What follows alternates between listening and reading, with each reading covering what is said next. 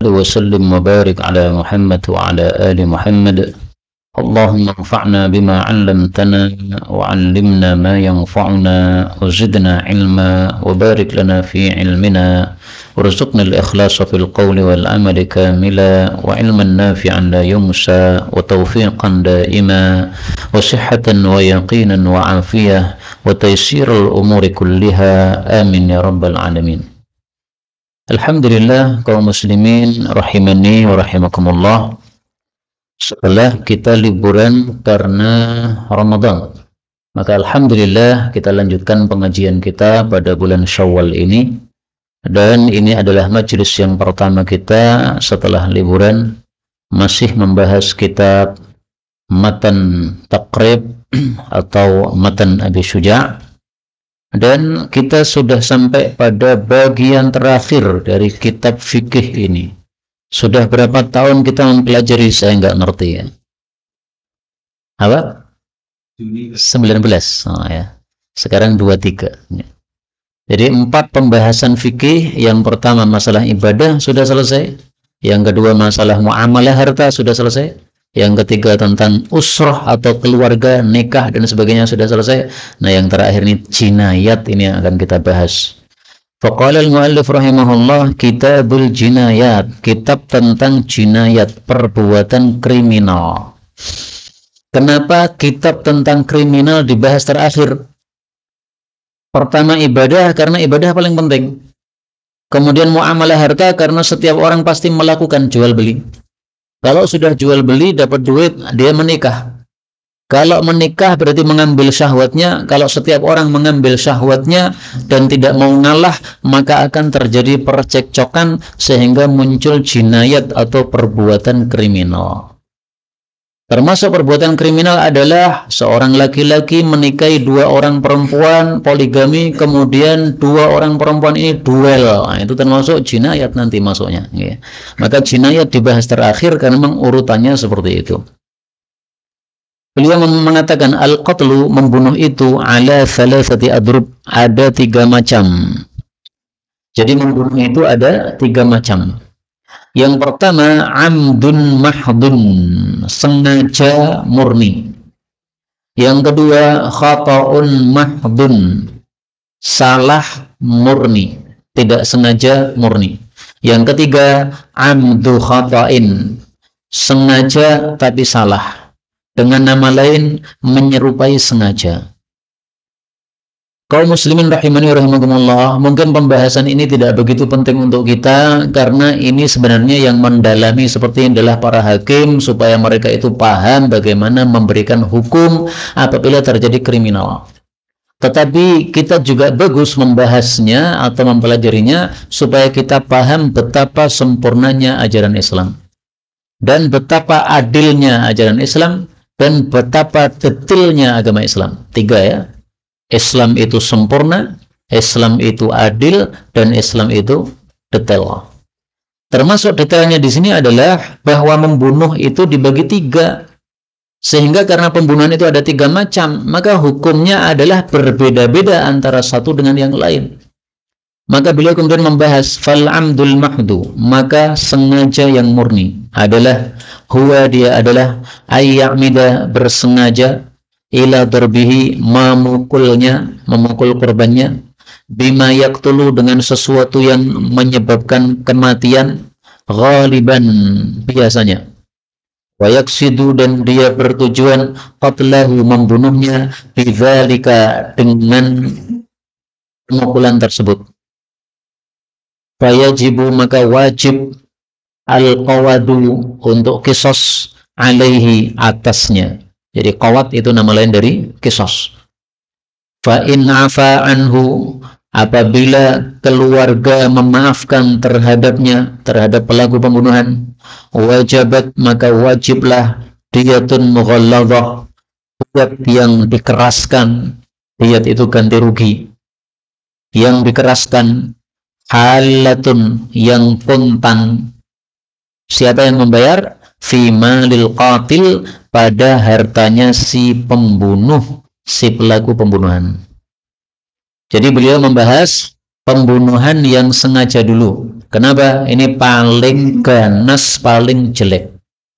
Pembunuhan sengaja adalah memukul seseorang dengan suatu barang yang biasanya menyebabkan kematian.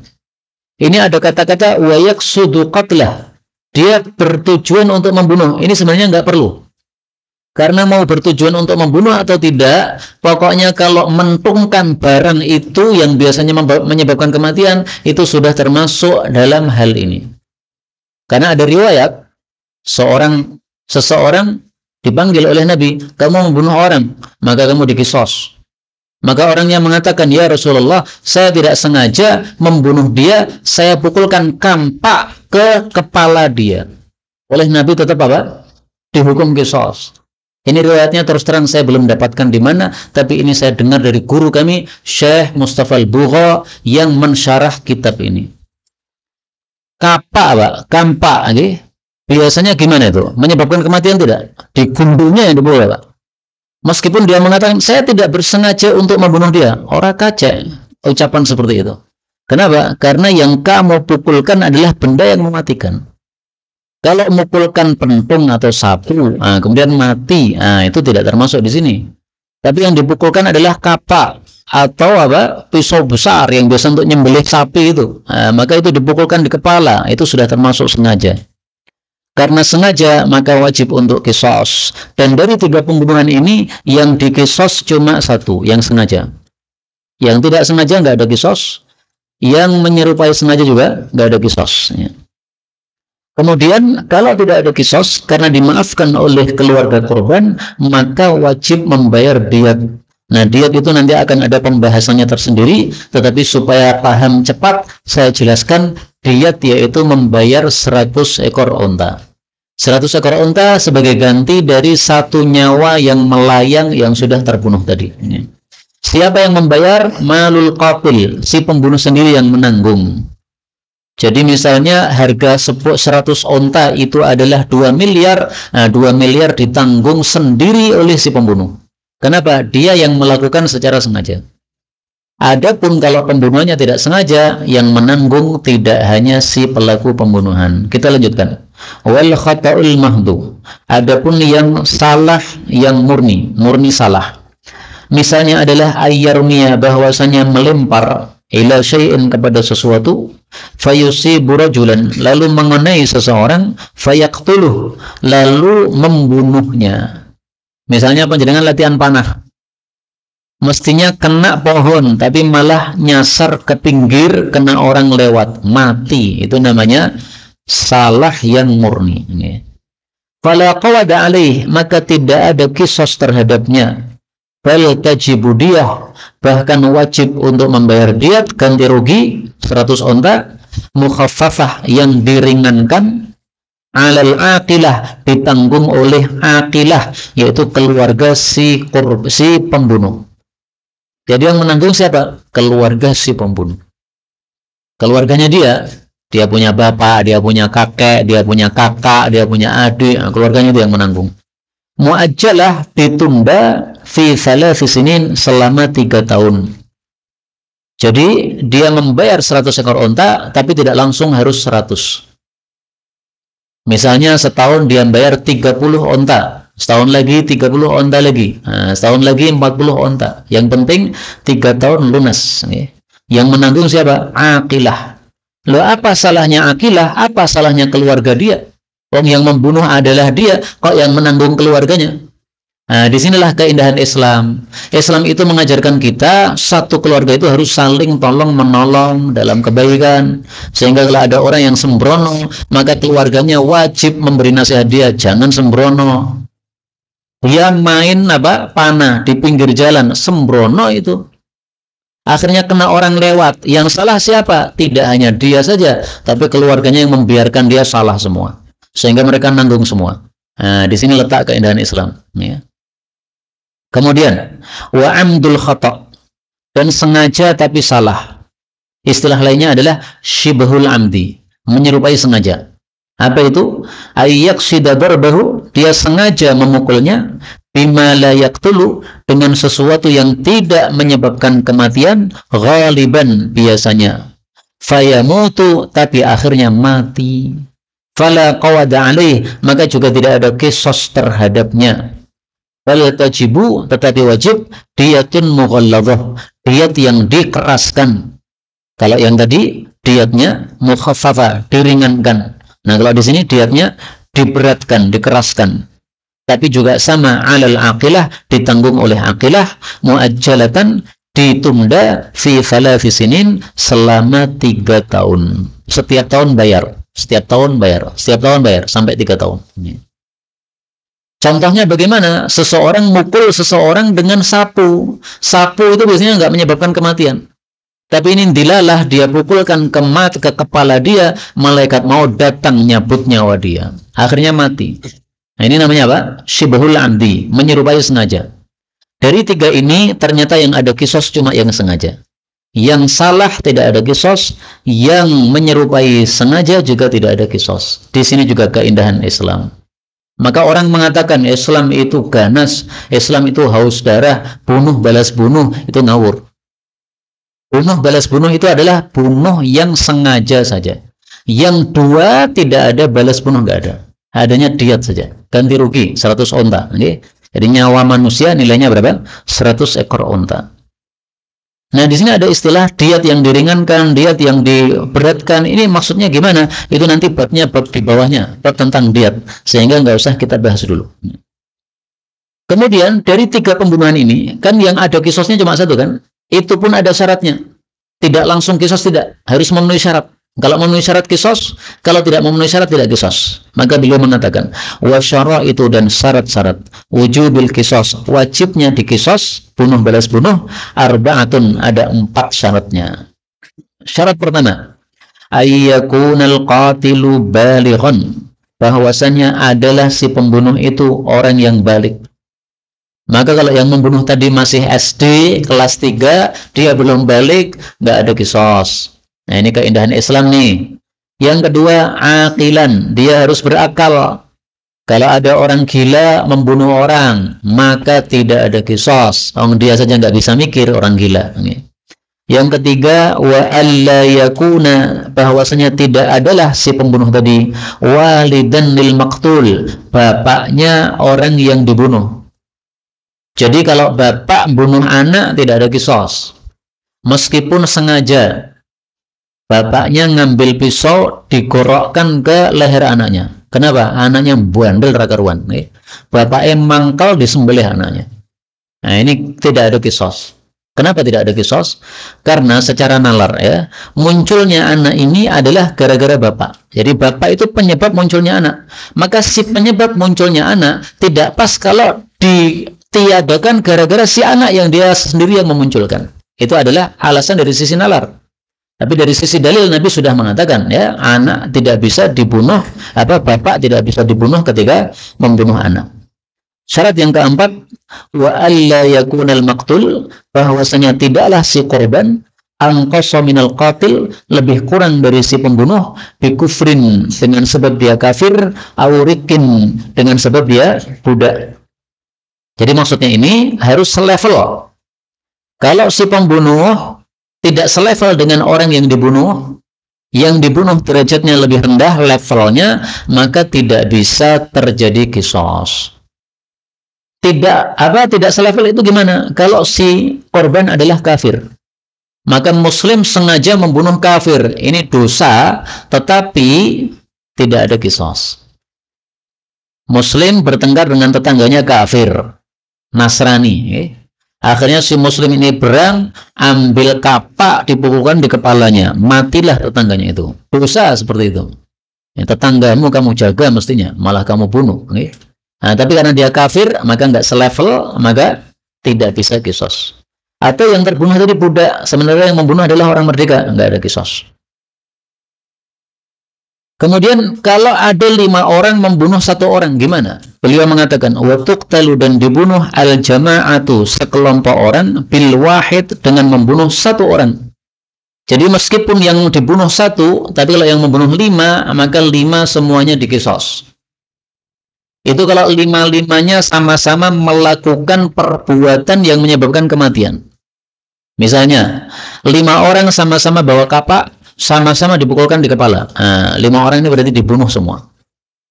Tetapi kalau yang melakukan perbuatan yang menyebabkan kematian cuma 1 orang, maka yang dibunuh cuma 1 tadi. Jadi misalnya 4 orang bujur memegang, sementara 1 orang pukulkan kampak ke kepala. Nah, ini yang dikisos cuma yang mukul dengan kampak. Yang 4 orang yang bujur tadi, dia dibui sampai mati, dibui seumur hidup.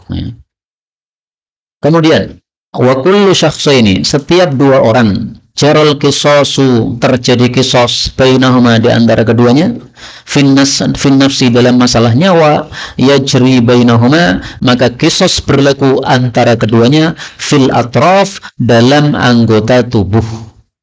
Jadi maksudnya, kalau A membunuh B, terjadi kisos karena sekufu tadi, maka kalau bukan pembunuhan tetapi motong tangan, motong kuping, motong hidung, maka juga terjadi kisos. Maka kisos itu tidak hanya dalam masalah pembunuhan. Kisos itu apa sih? Kisos itu membalas dengan yang setimpal. Membunuh balas bunuh, itu setimpal. Okay?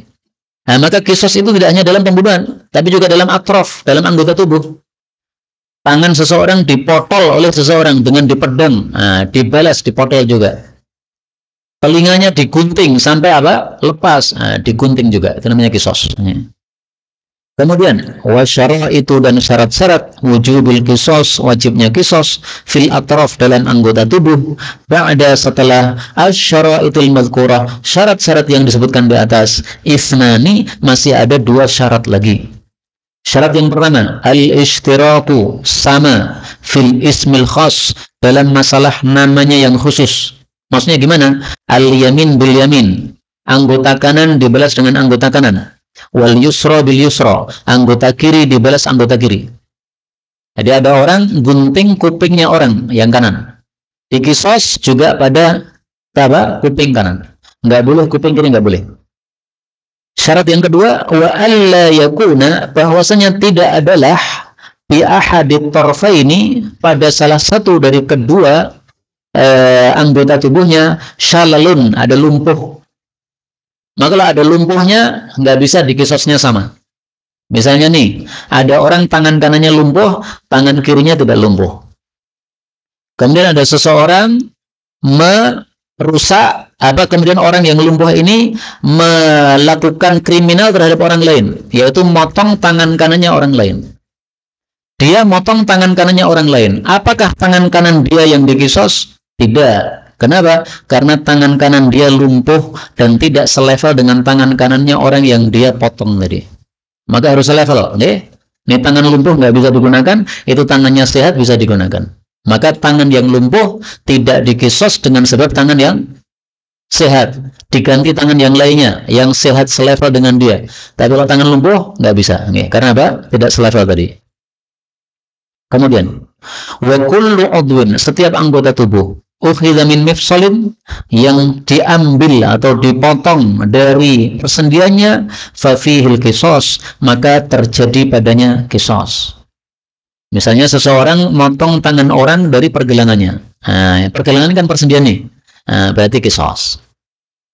Adapun kalau motongnya bukan dari persendian, tapi di tengah hasta sini. Orang ngambil pedang kemudian motong tangan orang, tengah hasta. Jret. Ini gimana ini? Yang dikisos cuma persendian. Jangan dikisos di tengah. Kenapa? Karena kalau dikisos di tengah, seringkali itu nanti ngeblas sana. Atau nanti meskipun terpotong sini, tetapi kemudian ada efek ke sana. Sehingga tidak bisa adil. Yang bisa adil adalah persendian. Maka yang dipotong persendiannya. Adapun sisanya itu ganti rugi. Ini dinilai oleh hakim. Berapa ini harganya? Sesuai dengan kewajaran. Sesuai dengan kriminal dia. Nanti hakim yang memutuskan. Kemudian, wala kisoso, dan tidak ada kisos fil juruhi dalam masalah luka, illa kecuali fil mudihah, pada luka yang menampakkan tulang. Seseorang melukai seseorang sampai tulangnya terbuka, terlihat. Di sini ada kisos. Luka selain itu nggak ada kisos. Misalnya dulu pernah ada seseorang itu main-main dengan pensil, manggil temannya noleh, kemudian pensilnya masuk pada telinga, curot. sakitlah telinganya. Kisos enggak seperti itu? Enggak ada kisos. Kenapa? Karena lukanya bukan luka mudhihah, bukan luka yang menambahkan tulang. Tapi kalau pakai pisau kemudian akhirnya tulangnya tampak, nah di situ ada kisos di situ. Selain itu enggak ada kisos. Adanya apa? Adanya diat. Kaum muslimin rahimani wa rahimakumullah, sudah selesailah pembahasan tentang pembunuhan secara sangat detail di dalam fikih Islam, dan pembunuhan 3 macam ini disebutkan oleh Allah Subhanahu wa taala di dalam Al-Qur'an. Lihat pada surat An-Nisa ayat 93. Allah Subhanahu wa taala mengatakan, "Wa ma kana lil mu'minin," tidak pantas seorang mukmin ayyaqtula mu'minan, membunuh seorang mukmin yang lain, illa khata'an, kecuali kalau membunuhnya tidak sengaja, maka itu kadang-kadang terjadi. Contohnya gimana? Naik motor ngebut, nabrak orang, akhirnya mati. Nah, itu membunuh tanpa sengaja. Jadi membunuh tanpa sengaja tidak harus tadi ya, melempar panah kemudian kena orang padahal tujuannya adalah pohon, nggak harus begitu. Dia nabrak sampai menyebabkan kematian, sama juga. Itu termasuk apa? Pembunuhan tidak sengaja. Adapun pembunuhan sengaja disebutkan oleh Allah pada ayat berikutnya 93. Wa may yaqtul mu'minan, barang siapa yang membunuh orang mukmin muta'ammidan, dengan sengaja, fajazauhu jahannam, balasannya masuk neraka jahannam, kekal di dalamnya, dan Allah murka kepadanya, dan Allah melaknati dia, dan Allah siapkan untuk dia siksaan yang agung, yang besar. Ngeri sekali ini. Makanya membunuh itu adalah dosa paling besar nomor 2 setelah syirik. Syirik ini dosa besar pertama. Setelah itu apa? Membunuh. Zina, mencuri, dan sebagainya, itu semuanya di bawah membunuh. Dalilnya 2.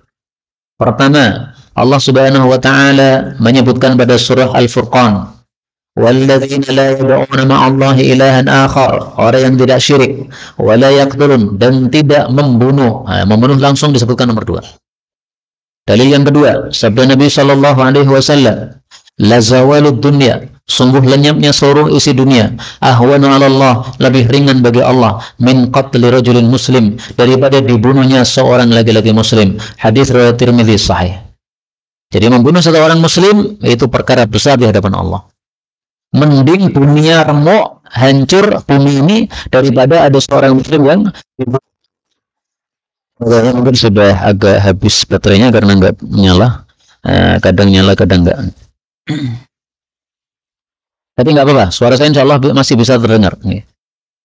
Kita lanjutkan ahkamud diyah, hukum-hukum tentang diat. Diat itu apa? Ganti rugi atas terjadinya kriminal tadi. Baik kriminalnya membunuh atau kriminalnya melukai, ada diatnya di situ. Beliau mengatakan wadiyatu ala darbain, diat ada 2 macam. Mughalladzah, yang diberatkan, wa mukhaffafah, dan diringankan.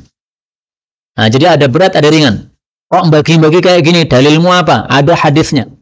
Tapi karena kita sedang bahas fikih, tidak saya tampilkan dalilnya semuanya. Dalam bab ibadah kemarin saya sering tampilkan dalil, tapi dalam bab jinayat nggak perlu ditampilkan dalil karena toh kita tidak sangat memerlukan ini, tapi kita perlu mengetahui bagaimana indahnya hukum Islam. Maka kalau mau ditanyakan dalilnya, insya Allah saya tampilkan dalilnya pada kitab yang lain, bukan dalam pembahasan kitab ini. Beliau mengatakan fal mughalladzah, maka diat yang diberatkan, mi'atum minal ibil, yaitu membayar 100 onta, salasuna hiqqah, perinciannya 30 onta hiqqah, wa salasuna jaza'ah, 30 onta jaza'ah, wa arba'una khalifah, 40 onta bunting, fi butuniha auladuha, yang di perutnya ada anak-anaknya atau janinnya. Itulah yang dimaksud mughalladzah, yaitu diat yang diberatkan. 30, 40-nya onta bunting. Onta bunting itu mahal, maka disebut berat itu karena itu. Harus membawa 40 onta bunting, harganya double, harganya mahal. Karena onta bunting berarti kita membayar 2, membayar induknya sama janinnya.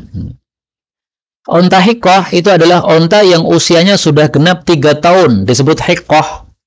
Kenapa disebut hiqqah? Karena sudah berhak untuk dikawini oleh pejantan. Jadi hiqqah itu hak, berhak apa? Dikawini, karena sudah dewasa. Onta 2 tahun, jangan dikawinkan dulu, dia belum mampu. Itu sama dengan menikahkan anak-anak usia 5 tahun, dia belum mampu untuk dikumpuli.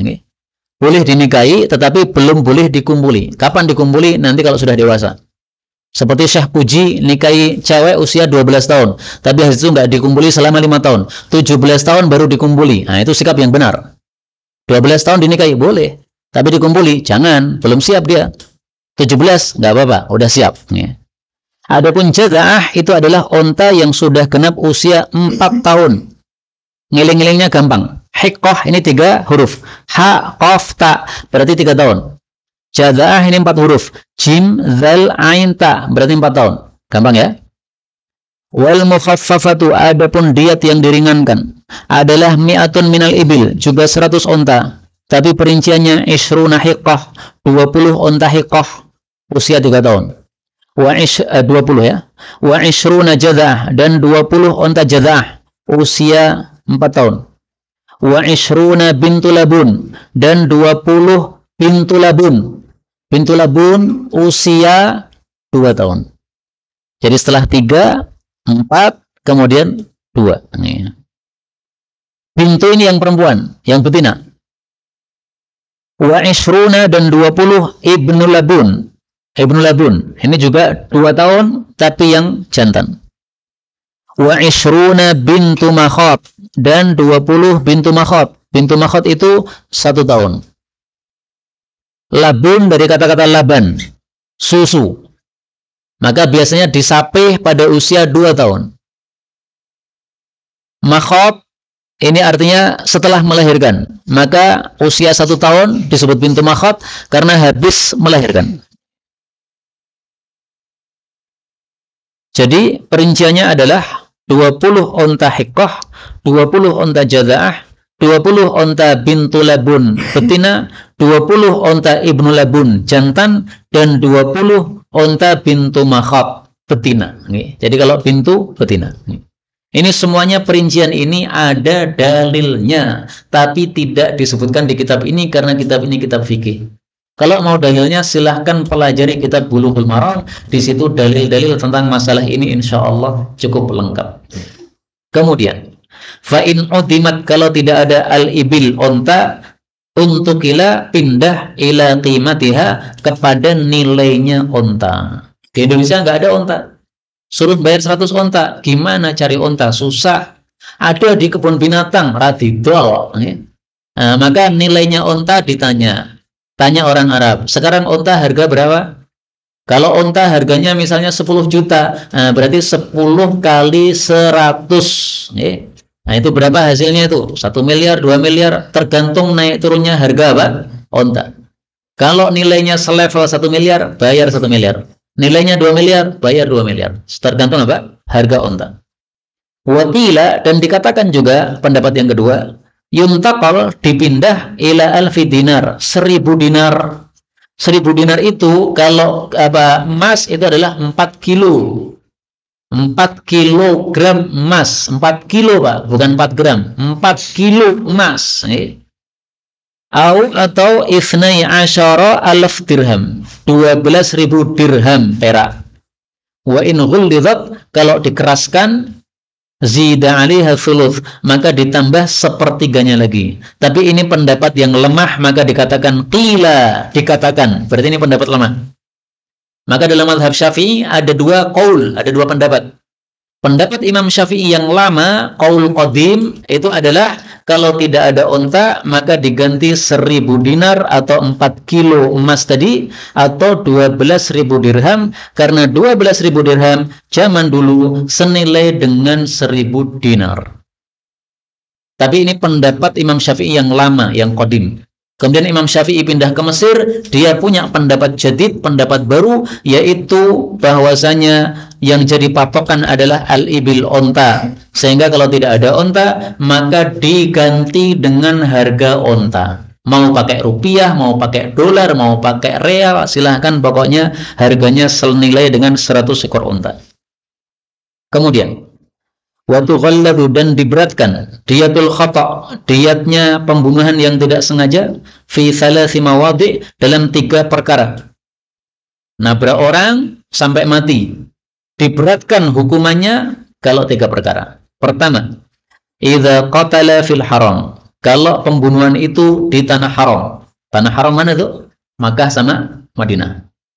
Au qatala fil ashhuril hurum, atau membunuhnya pada bulan-bulan haram. Ada 4 bulan haram.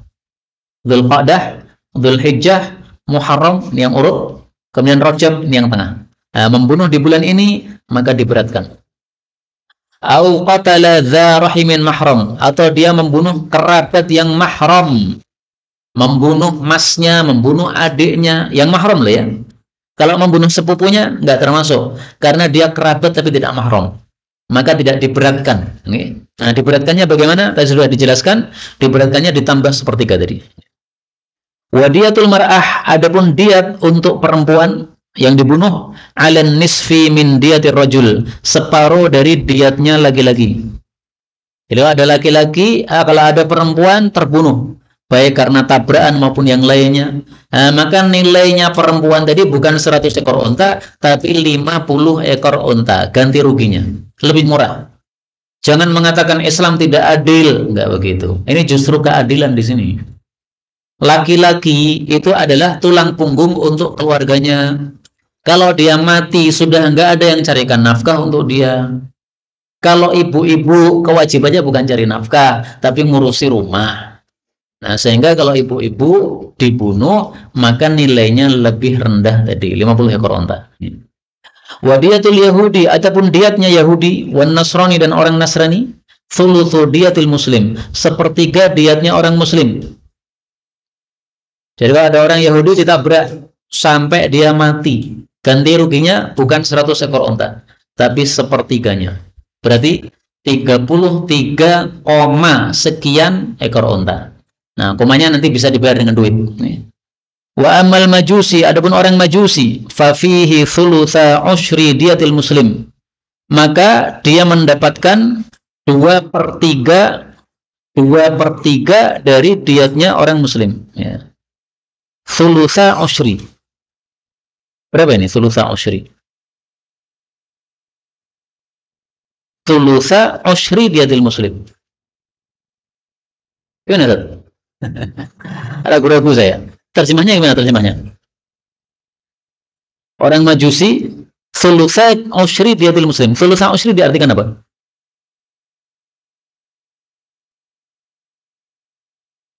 Tapi ringkasnya, kalau mau dibayar dirham, itu Sayyidina Umar membayar 800 dirham.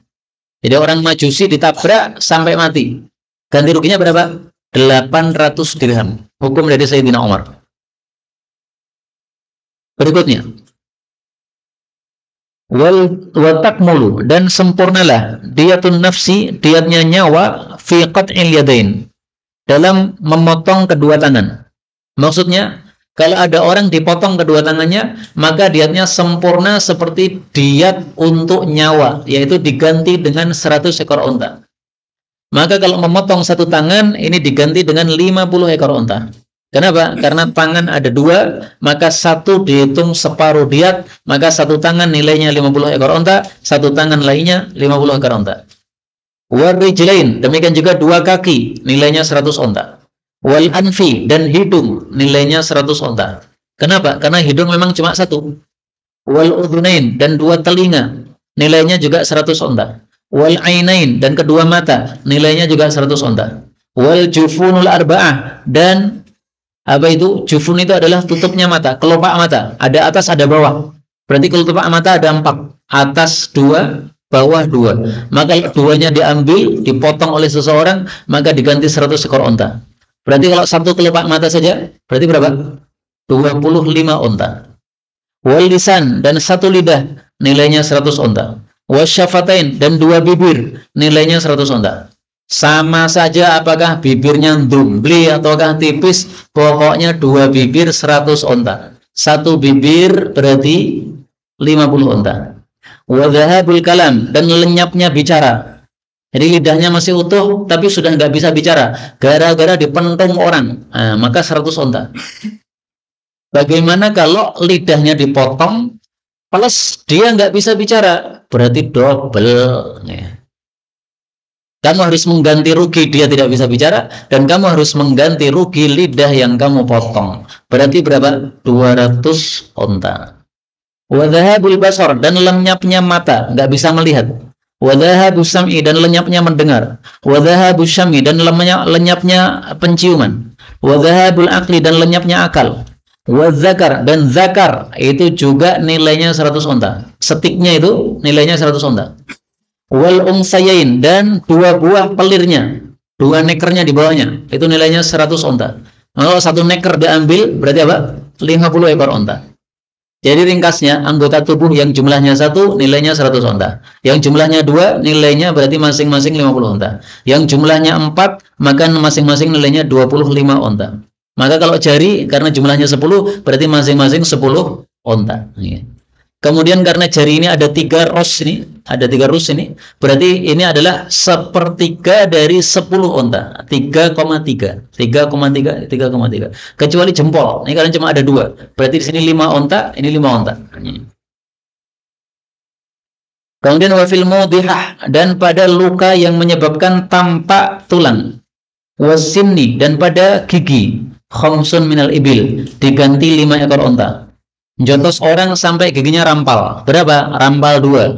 10 onta. 5 kali 2. Wa fi kulli adwin dan pada setiap anggota tubuh la manfaata fi yang tidak ada manfaatnya hukumah diputusi hukuman oleh hakim. Misalnya apa? Tangan yang lumpuh tadi, enggak ada manfaatnya. Dipotong oleh seseorang. Tidak dibayar dengan diat. Kenapa? Karena dia sendiri sudah tidak ada manfaatnya. Dia lumpuh, enggak bisa digunakan. Maka hakim yang menetapkan ini nilainya sekian. Nah, hakim menetapkan dengan ilmu nanti, jangan dengan ngawur ya, sesuai dengan apa? Tindak kriminalnya bagaimana. Maka nilainya bisa tinggi, nilainya bisa rendah tergantung kepada barangnya dan juga kepada tindak kriminalnya. Kenapa masih disuruh ganti rugi padahal tangannya sudah lumpuh, enggak ada manfaatnya? Karena anggota tubuh itu manfaatnya ada 2. Yang pertama adalah manfaat itu sendiri, bisa untuk bergerak, bisa untuk mijit, bisa untuk kerja. Yang kedua adalah jamal, keindahan. Nah, tangan ini meskipun lumpuh, dia masih punya satu fungsi, yaitu keindahan. Fungsi manfaatnya nggak ada, tapi fungsi keindahannya masih ada. Orang yang tangannya 1 kurang indah, tapi tangannya 2 meskipun lumpuh masih indah. Kemudian wadiyatul abdi, adapun diatnya seorang budak, qimatuhu dengan diganti nilainya. Nabrak orang, ternyata orang itu budak. Budaknya harganya berapa? 100 juta. Bayar 100 juta kepada majikannya. Ini ganti rugi, budakmu sudah saya tabrak. Wadiyatul janin, adapun diatnya janin ar-raqiq yang merupakan budak juga, usyru qimati ummih, 1/10 dari harga ibunya. Ibunya budak misalnya. Nilainya berapa itu budak? Budak itu separuhnya orang merdeka. Berarti kalau separuhnya orang merdeka, maka dibagi 10 saja. Janinnya itu adalah nilainya 1/10 dari ibunya. Kalau ibunya nilainya 50, berarti nilainya budak ini adalah 5. 1/10 dari 50 adalah 5. Seperti itu. Sampai di sini sudah selesai penjelasan tentang perbuatan kriminal yang berupa membunuh plus diatnya. Sekarang kita tambah satu bab lagi, karena ini juga berkaitan, yaitu tentang ahkamul qasamah, hukum-hukum tentang qasamah. Qasamah itu apa? Saya jelaskan dulu sebelum kita baca penjelasan penulis kitab ini. Kalau ada pembunuhan, tetapi tidak diketahui siapa pelakunya, tetapi ada tanda-tanda yang melakukan adalah fulan, nah disitulah terjadi qasamah. Qasamah artinya qasam, sumpah. Maka kumpulkanlah 50 orang untuk bersumpah. Demi Allah yang telah membunuh saudara kami adalah itu. Ditunjuk. Kalau orang keluarga korban tadi, keluarga yang dituduh tadi enggak terima, maka mereka juga kumpulkan 50 orang. Demi Allah, kami tidak ada yang membunuh. Kami enggak tahu siapa yang membunuh. Maka kalau 50 dari keluarga korban tadi sudah bersumpah, kemudian yang dituduh diam, maka mereka berhak mendapatkan ganti rugi atau qisas.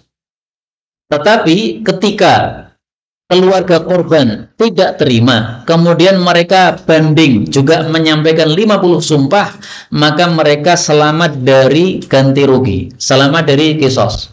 Terus siapa yang ganti rugi? Imam atau pemimpin atau presiden. Ngambil dari mana? Dari Baitul Mal.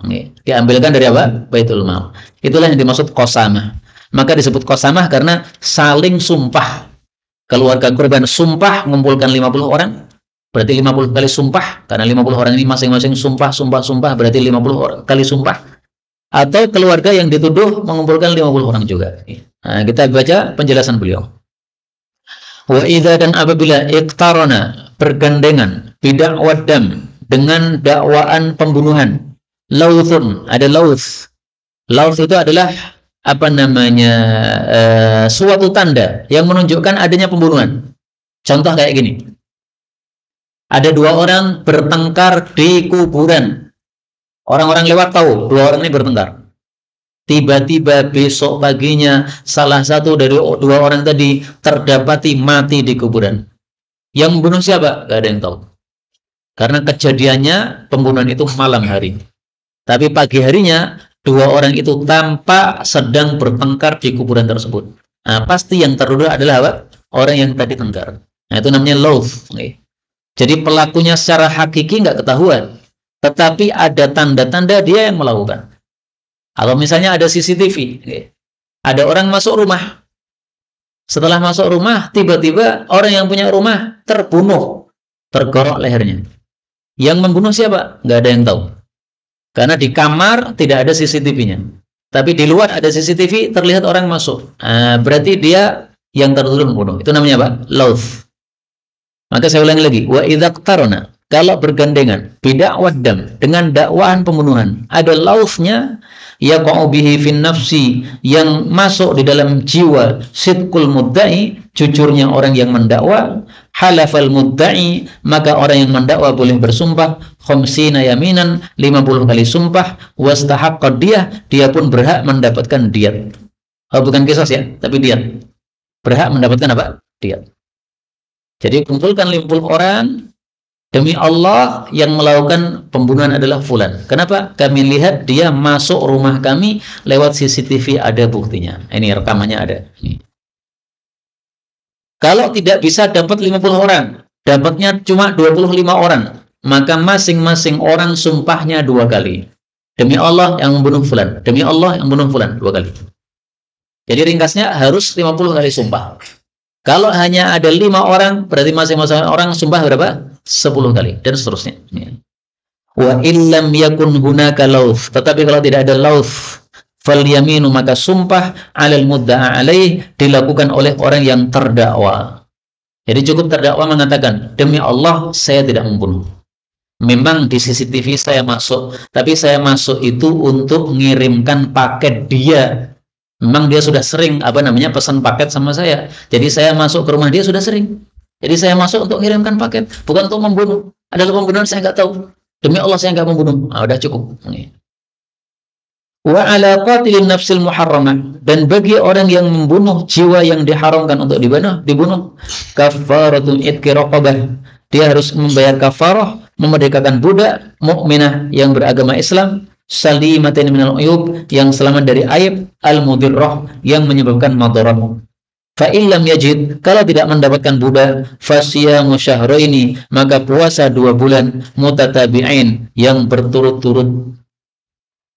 Jadi misalnya ada orang ngebut sampai nabrak, sampai mati. Ternyata yang ditabrak adalah seorang Muslim. Seorang Muslim berarti nafsun muharramah, jiwa yang diharamkan untuk dibunuh. Atau dia kafir, tapi kafirnya bukan kafir harbi, kafir yang tidak memerangi kaum muslimin. Seperti kafir yang ada sekarang ini di Indonesia. Kita punya tetangga-tetangga kafir tapi nggak memerangi kita. Itu juga termasuk nafsun muharramah, nggak boleh dibunuh itu. Maka kalau dia sudah terlanjur nabrak, kemudian sampai mati, maka dia sendiri selain membayar ganti rugi, juga dia sendiri harus menebus dosa dia kepada Allah dengan membayar kafarah.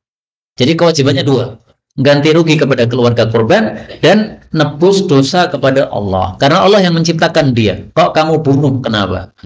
Maka kamu ganti rugi sama Allah, yaitu membayar kafarah, merdekakan budak. Tapi budaknya harus memenuhi 2 syarat. 1, harus Islam. Kalau budaknya kafir nggak sah. Yang kedua, harus selamat dari aib, nggak ada cacatnya yang memadarati. Kalau cacat yang tidak memadarati nggak apa-apa. Ini ada budak Muslim tapi dia panunan, nah nggak apa-apa, karena panu nggak memadarati. Tapi budaknya ini tangannya lumpuh, nggak bisa kerja. Nah, ini metodologi seperti ini, nggak sah. Sekarang nggak ada budak, ya sudah, puasa 2 bulan berturut-turut. Saya tidak mampu puasa 2 bulan berturut-turut. Gimana nih solusinya? Di kitab ini nggak ada lanjutannya nih. Silahkan pakai madhab Hambali. Dalam madhab Hambali, kafarah pembunuhan disamakan dengan kafarah zihar. Kafarah zihar urutannya 3. Memerdekakan budak. Kalau nggak bisa maka puasa 2 bulan berturut-turut. Kalau nggak bisa maka ngasih makan 60 orang miskin. Dan ini adalah solusi yang bagus madhab Hambali ini, terutama kalau terjadi pembunuhan yang rame-rame matinya banyak. Orang nyepir bis sambil ngantuk, nekat nyupir, akhirnya masuk jurang, mati semua orang yang ada di bis. Yang nyupir nanggung. Kenapa? Dia yang menyebabkan kematian. Yang mati berapa orang? 100 orang di bis. Coba kalau 101 orangnya diganti 2 bulan puasa, 2 bulan ping 100 para kelengar nih, Pak. Ngelewati berapa tahun itu? Maka solusi dalam madhab Hambali sangat bagus. Silakan diganti dengan memberi makan kepada 60 orang miskin. 1 nyawa diganti 60 orang miskin. Berarti kalau 100 nyawa, maka dikalikan saja. 60 kali 100 berarti 600 orang miskin. Inilah yang dapat dibicarakan betulnya dari Allah Ta'ala. Kalaupun ada salahnya, fa astaghfirullahaladzim li wa lakum walhamdulillahi rabbil alamin. Sisa waktu kalau ada pembahasan dipersilahkan.